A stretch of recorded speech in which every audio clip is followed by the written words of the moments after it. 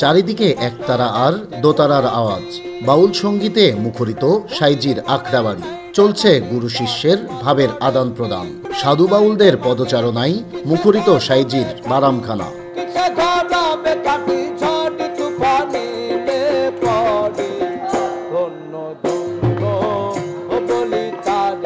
দোল পূর্ণিমার রাতে ফকির লালন সাইজি তার ভক্ত অনুসারীদের নিয়ে করতেন দোল উৎসব। 1297 বঙ্গাব্দের পহেলা কার্তিক লালনের দেহত্যাগের পর থেকে এখন পর্যন্ত তার অনুসারীরা এ উৎসব চালিয়ে আসছে।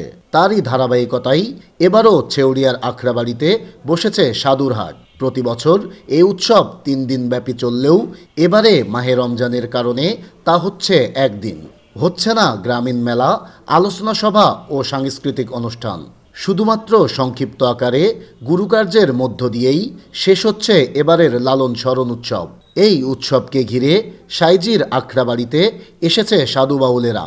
আসন গেড়ে বসে করছেন লালনের জাতপাতহীন মানব দর্শনের প্রচার। এটা হচ্ছে আমাদের মিলন মেলা।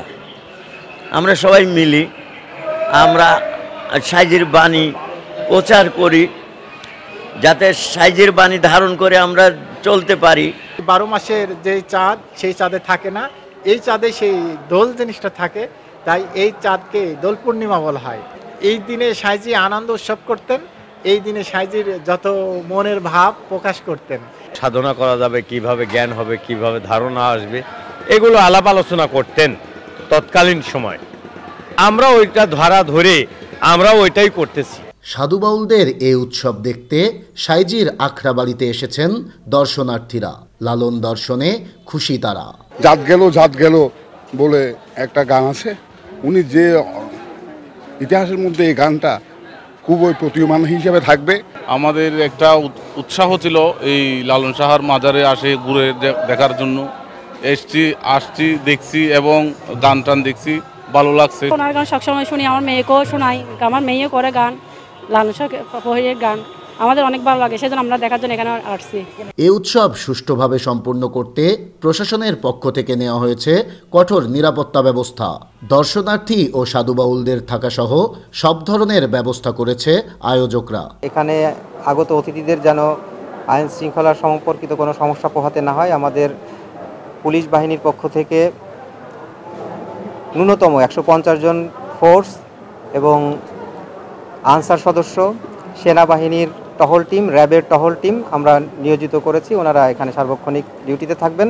বিভিন্ন জায়গায় দেশের মাজারের উপর আক্রমণ, সেই বিষয়টা আমরা কনসিডার করেই আমরা গত 3-4 দিন ধরেই এখানকার উপর আমরা আমাদের নজরদারি বাড়িয়েছি। আমাদের এখানে পুলিশ সবসময় এসেছে, খেয়াল করেছে এবং কথাবার্তা বলেছে। এবছর সংক্ষিপ্ত আকারে হলেও আগামী দোল উৎসব মাতবে ছেউড়িয়ার আখড়াবাড়ি। সাধু বাউলদের পদচারণায় মুখরিত হবে সাইজির বারামখানা, এমনটিই প্রত্যাশা লালন ভক্ত অনুসারীদের।